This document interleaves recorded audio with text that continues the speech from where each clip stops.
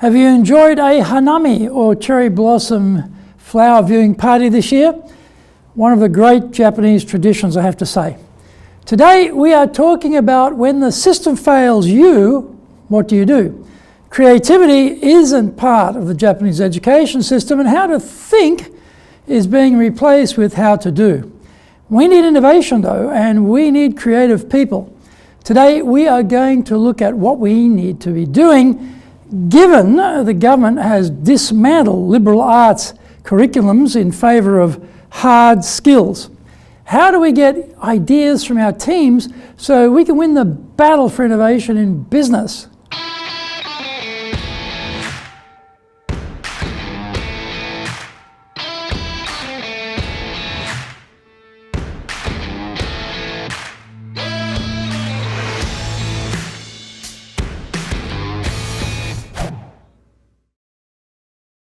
Welcome back to this weekly edition every Tuesday of the Cutting Edge Japan Business Show.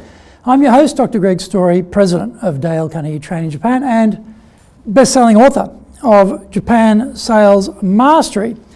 We are bringing the show to you from our High Performance Center in Akasaka in Minato-ku, the business center of Tokyo. Why the cutting edge? In this show, we are looking at the critical areas for success in business in Japan.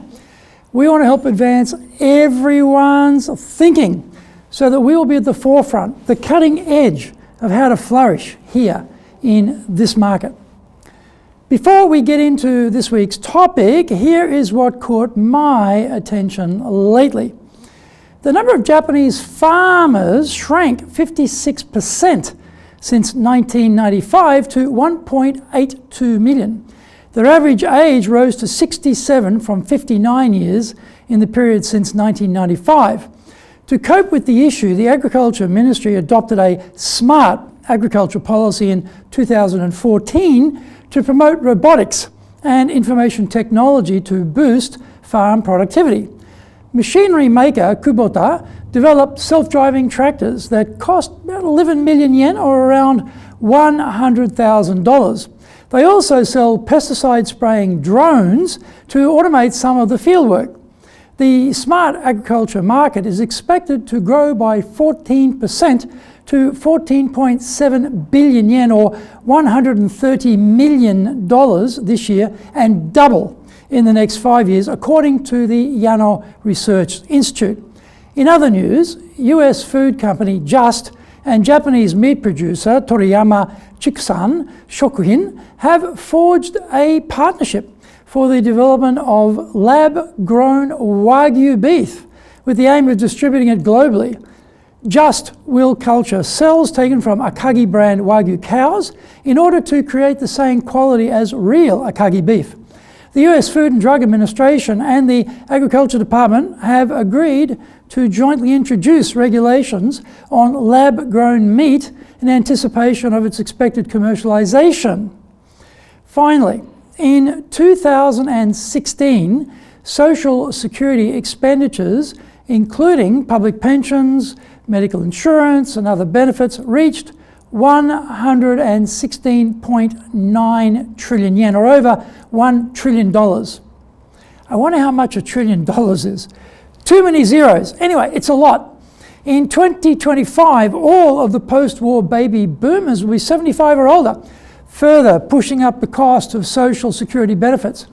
Expenditures are expected to hit 190 trillion yen, or $1.72 trillion. The population of over 65-year-olds will peak in 2042 at 39 million. This is episode number 75, and we're talking about war declared on soft skills in Japan. それでは行きましょう. So let's get going. The road to innovation in Japan has been a long one.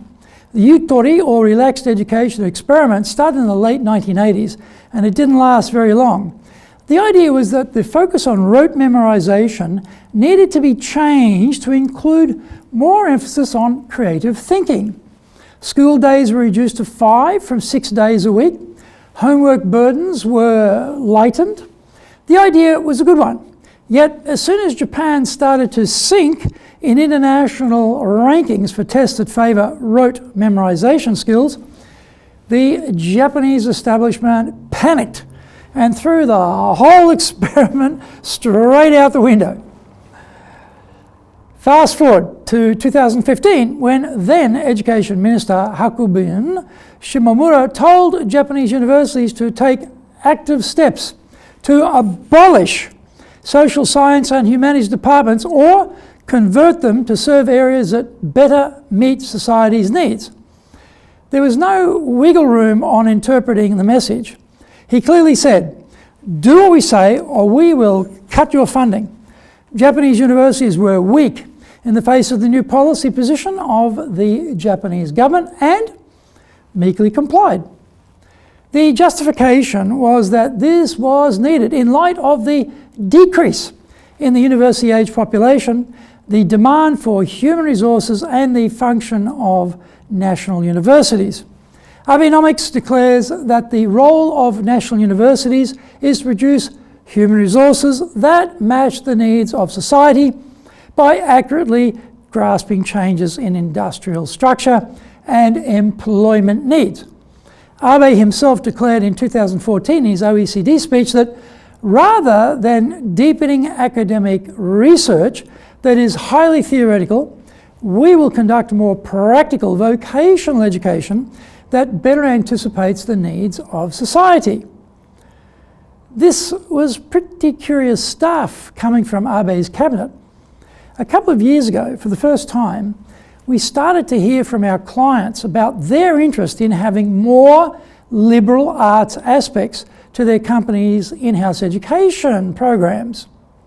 They told us they need people who can think, can articulate their thoughts, and they are looking to encourage more diversity of views inside the company. They want to encourage innovation as a direct result of this effort. Was this another part of the political thrust to the right under Abe? Was the objective to create a technocrat population of docile people who can toe the line and follow orders? The Japan Times noted, without exception, totalitarian states invariably reject knowledge in the humanities, and states that reject that knowledge always become totalitarian. Was this a Sputnik moment for Abe, when his answer to Japan falling behind was to ape the America of the 1950s and stress mathematics and science subjects to produce more engineers to solve Japan's problems? The vocational relevancy of Abe's attack on soft skills subjects is in serious doubt. Companies we deal with are stressing the development of people who can communicate, think, share ideas and be creative. The Japanese industry peak body, the Keidanren, was at complete odds with the Abe cabinet over just what are relevant vocational skills. Then Keidanren chairman Sarayuki Sakakibara said, "Some media reported that the business community is seeking work-ready human resources, not students in the humanities. But this is not the case." He also noted that Japanese business people desire the exact opposite.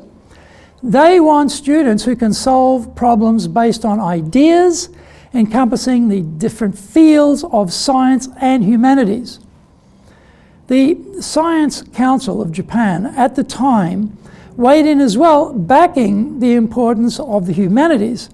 In cooperation with the natural sciences, they are there to solve contemporary problems domestically as well as internationally. So what does this all mean? Find out more when we come back from the break. If you want to be successful as a leader, do the Leadership Training for Managers course. All companies need people who can both manage and lead. Leading people screams out for real skills in communication, dealing with all different types of people, being excellent at innovation, planning, delegation, handling mistakes, doing performance reviews really well, and inspiring and motivating the team. Do the Leadership Training for Managers course now in either Japanese or English. If you want to sell more and do it more easily, do the sales advantage course. If you can't build trust, no sale. Can't design excellent questions to understand the client's needs, no sale. Can't present the solution convincingly, no sale. Can't handle objections properly, no sale. Can't close, no sale. Master the sales process by doing the Sales Advantage course now in either Japanese or English. Welcome back. Are we setting ourselves up for failure? The population of students is set to decline by 1/3 from 650,000 students in 2018 to 480,000 in 2031. Abe was correct to identify the correct importance of diminishing human resources for business, but his antidote seems completely at variance with what business needs in Japan. As many companies make the move overseas, technical abilities are needed, but dealing with diversity as a leader becomes even more critical for the success of the enterprise. It is well recognized that soft skills are the keys to successfully leading an international business. The supply of humanities graduates will disappear in line with government policy. Therefore, the pressure on companies to compensate becomes much greater. Companies, however, are not liberal arts colleges where students have the luxury of time to sit around thinking and pontificating on philosophical matters. What can be done within companies to encourage more out-of-the-box thinking? Creating a safe environment for idea generation would be a good start. Most brainstorming methodologies used in Japan in firms tend to kill ideas at the generation stage by critiquing them as they emerge. Better to allow 1,000 flowers to bloom. Get out as many ideas as possible before any cutting is done. Bosses constantly yelling orders to their staff need to ease up on that and instead ask questions. There will be a better option there of getting your staff thinking rather than just doing. Inviting staff ideas on what needs to be done as well, how to do them, makes a lot of sense if you want to create a creative environment. The hardest thing in Japan will be how to deal with errors and mistakes. This whole country is a mistake-free zone. Understanding that the innovation process is messy is a good starting point. Expecting that people won't do new things perfectly from the start is also a necessary shift in thinking. Some yutori injection is needed inside companies to encourage people to step outside their comfort zone. If you haven't started looking at these issues, now would be a good time to start.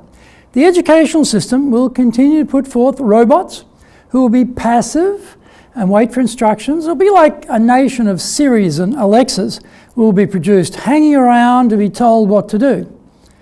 Start with some regular brainstorming activities for the teams. These creative muscles need regular than infrequent exercising. Instead of beanbags and electronic games, give the team something concrete and interesting to work on. Also, implement the results because this is highly motivating and where most companies fail. Get those great ideas off the paper, stuck to the walls, and get them into plans with names and dates and measures and everything else attached to them and make it reality. The Cutting Edge Japan Business Show is here to help you succeed in Japan. Subscribe on YouTube, share it with your family, friends and colleagues. Become a regular. Thank you for watching this episode and remember, hit that subscribe button. Our website details are on screen now, enjapan.dalecarnegie.com. There's awesome value, so check it out.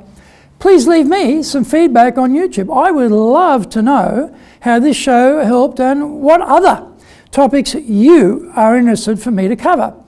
Remember, I am here as a free resource to help you. So just tell me how I can help you best.